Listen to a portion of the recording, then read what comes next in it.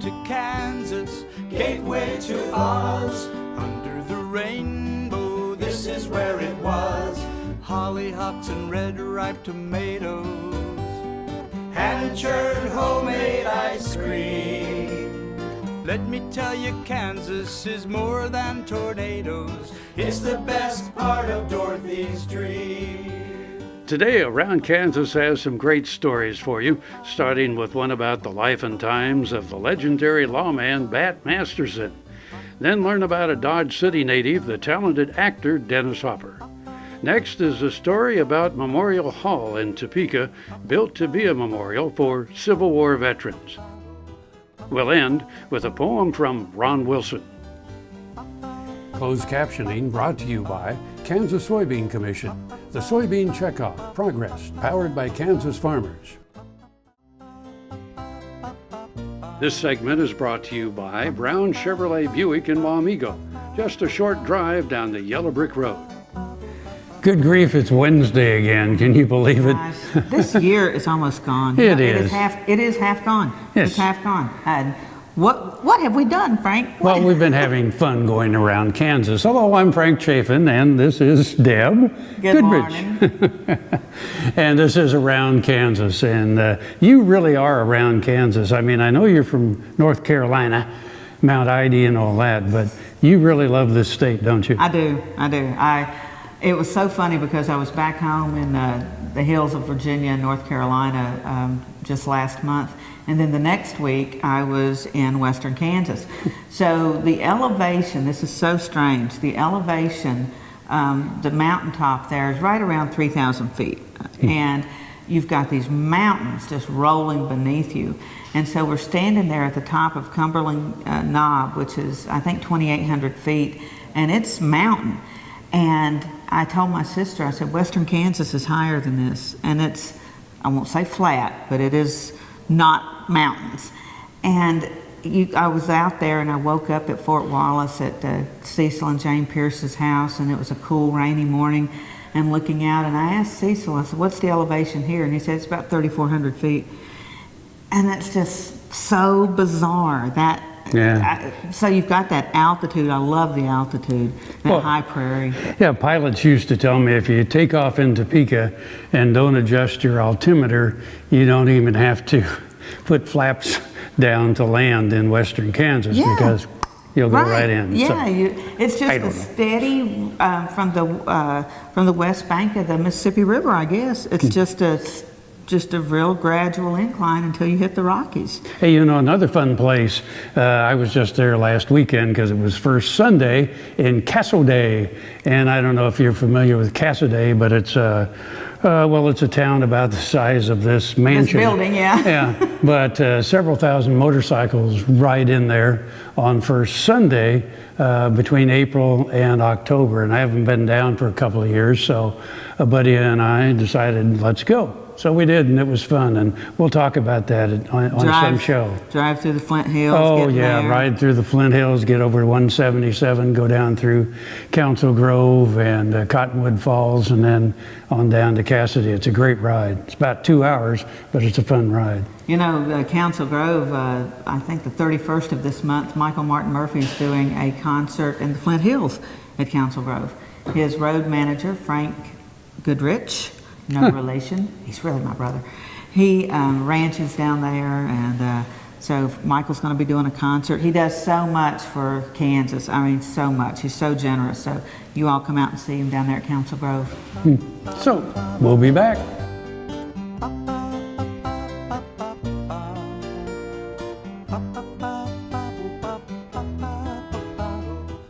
The historic Topeka Cemetery is the oldest chartered cemetery in the state of Kansas.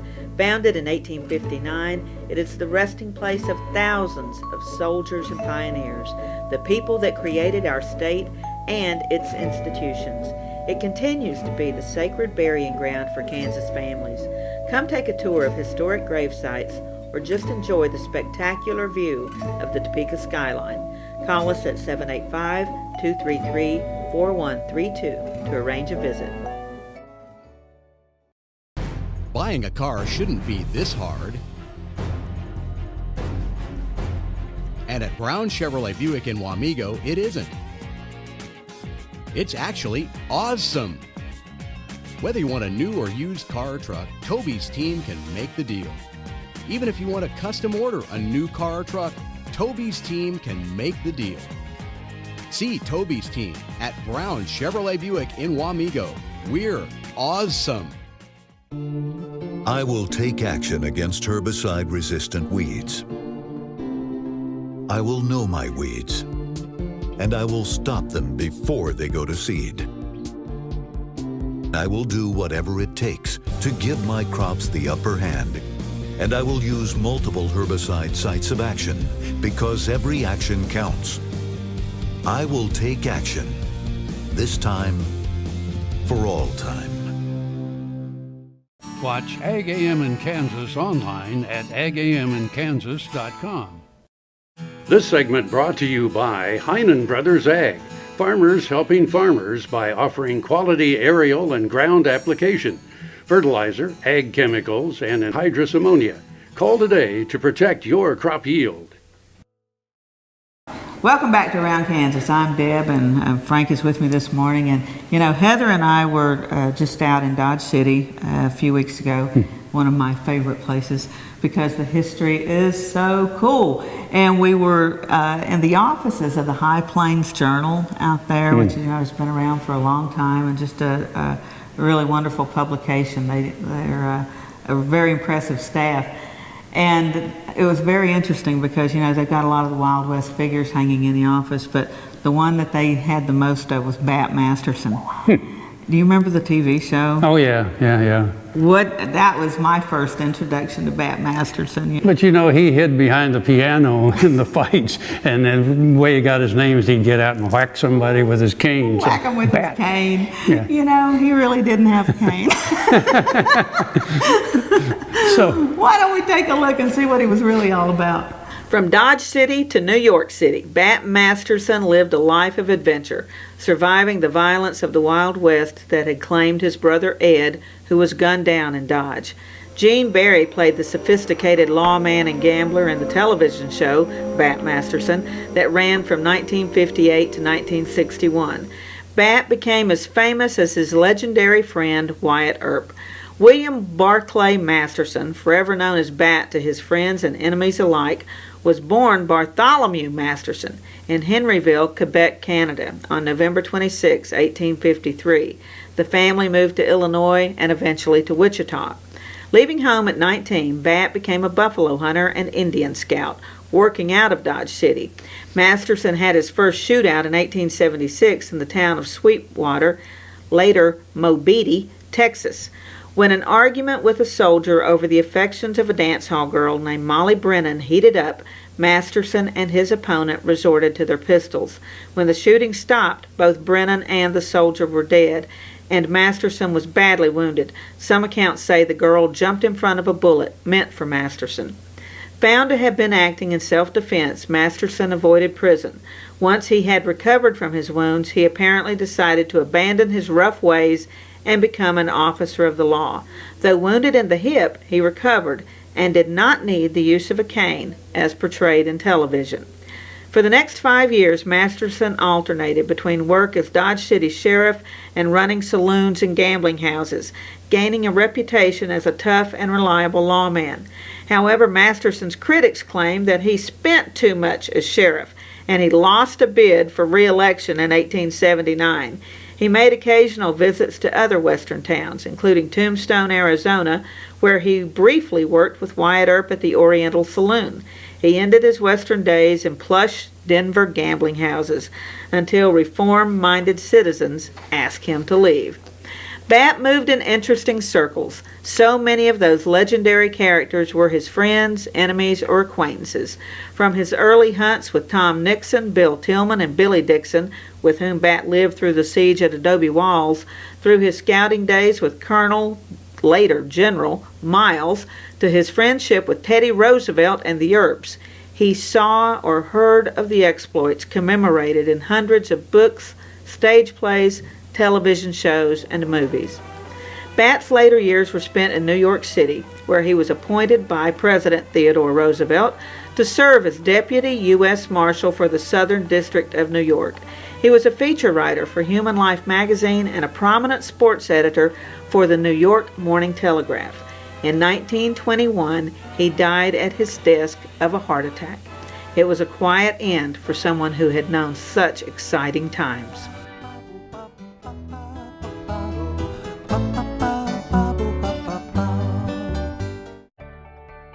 I'm Dr. Frank Lyons, a physician here at Kansas Regenerative Medicine Center. As one of the only standalone stem cell centers in the U.S., we use your stem cells as therapy for arthritis and some autoimmune diseases. I'm Dr. Andrew Pope. Here at Kansas Regenerative Medicine Center, utilizing the latest technology under strict protocols, we're able to harvest your stem cells from your own fat to treat a variety of medical conditions. The best part about it is, it's a same-day surgical procedure and requires no general anesthesia.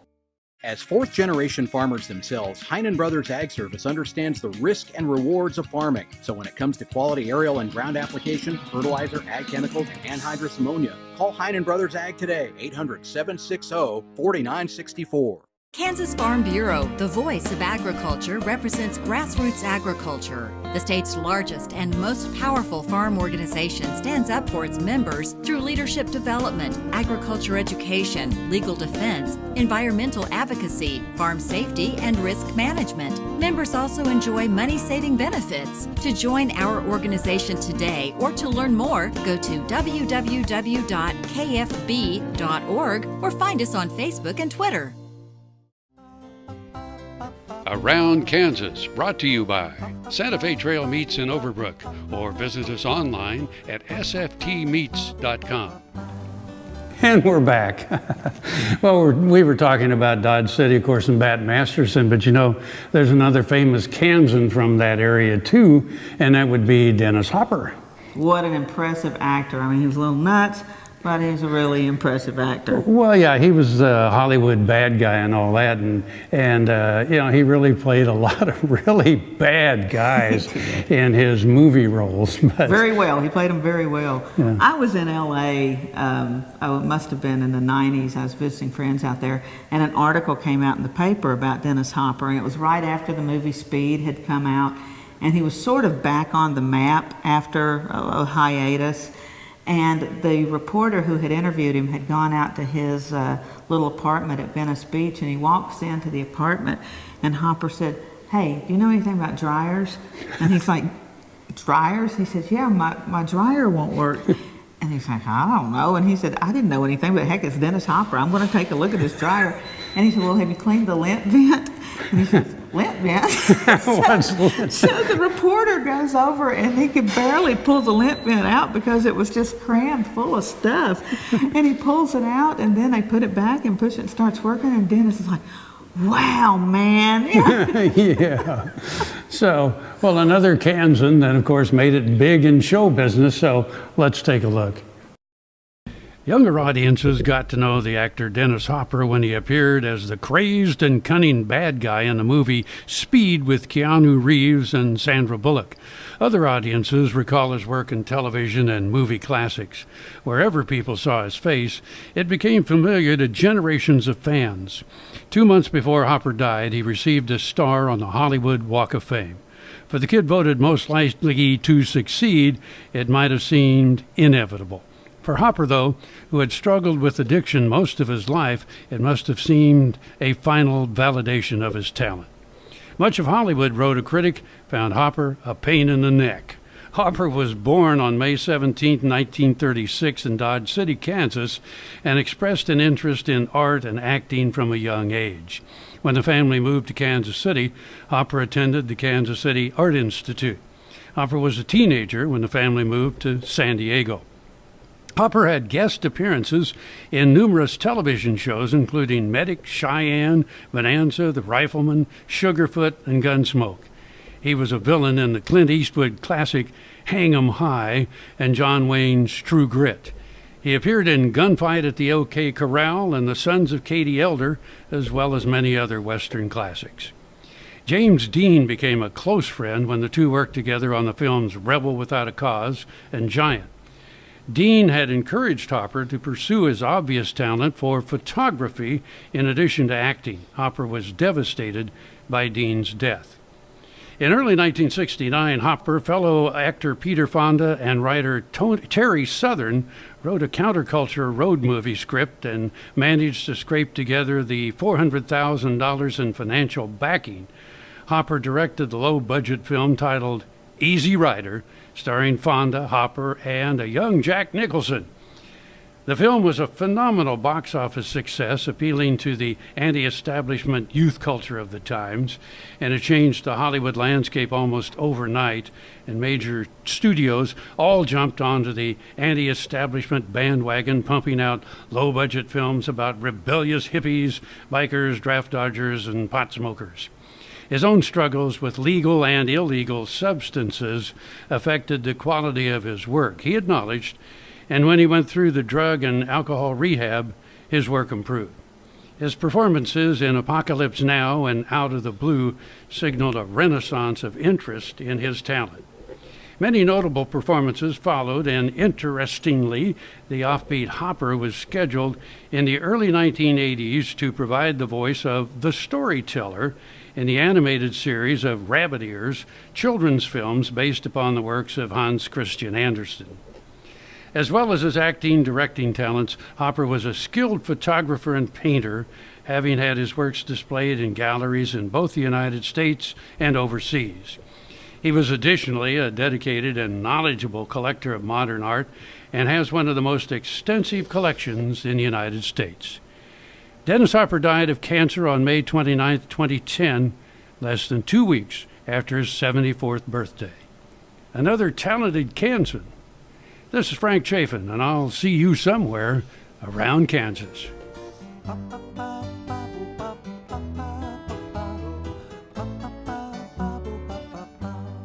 Here's another gardening tip with Annette Jackson from Jackson's Greenhouse.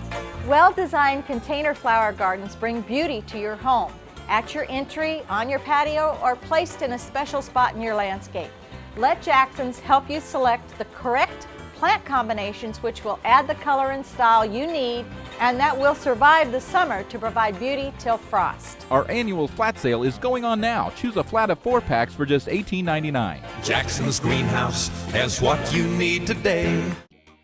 The Kansas Wheat Innovation Center in Manhattan is rediscovering ways to get improved varieties and new genetics in the hands of farmers faster. Grower-led and checkoff-funded research initiatives are bringing about positive change. This grassroots leadership provides a strong voice in Topeka and Washington, D.C. Now is the time to partner with Kansas Wheat in moving wheat forward. Kansas Wheat Commission and Kansas Association of Wheat Growers. Farmers investing in their future and yours. Log on to rediscoverwheat.org.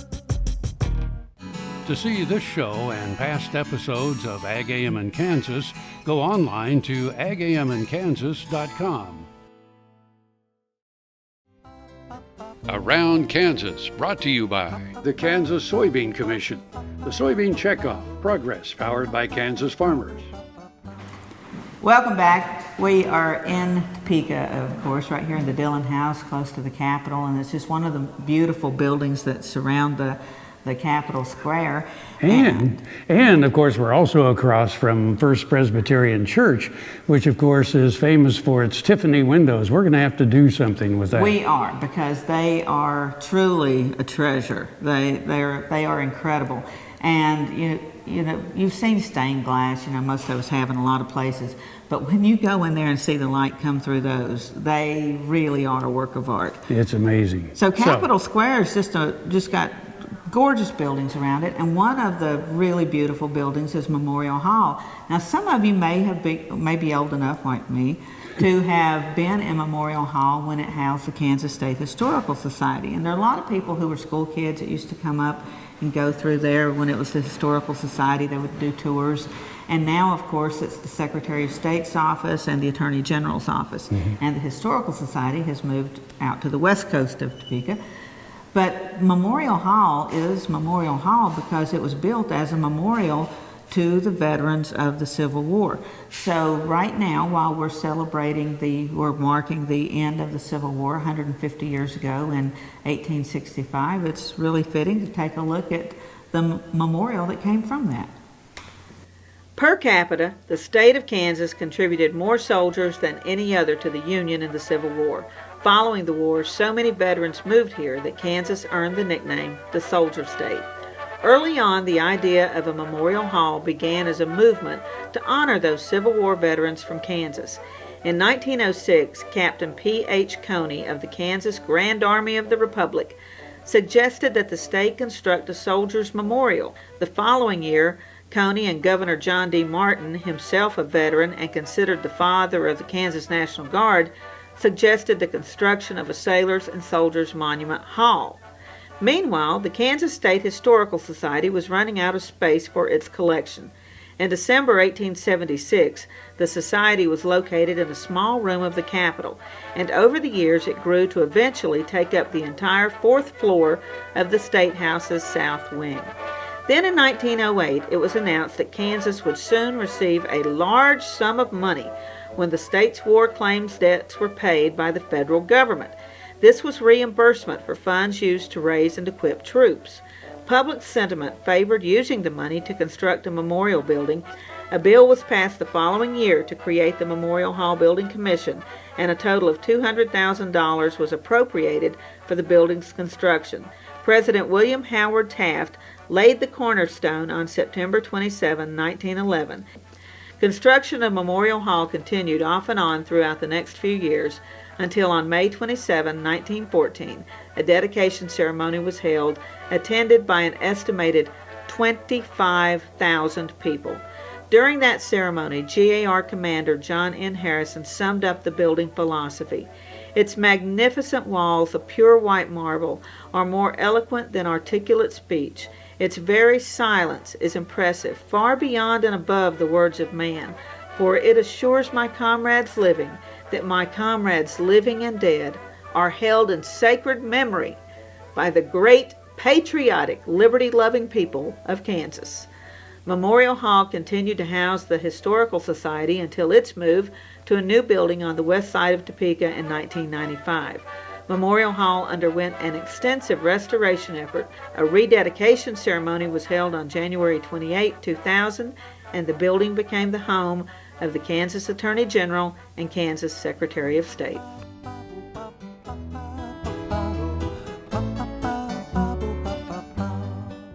Soil is the life of a farm, and for 25 years, SureCrop Liquid Crop Nutrition has helped growers produce abundant quality crops while preserving and improving the soils they steward. SureCrop offers complete soil and plant analysis with cropping recommendations, delivery direct to your on-farm storage, and quality crop nutrition custom blended for your field. Choose SureCrop for the assurance of excellence for your soil. Call today or visit their website for more information.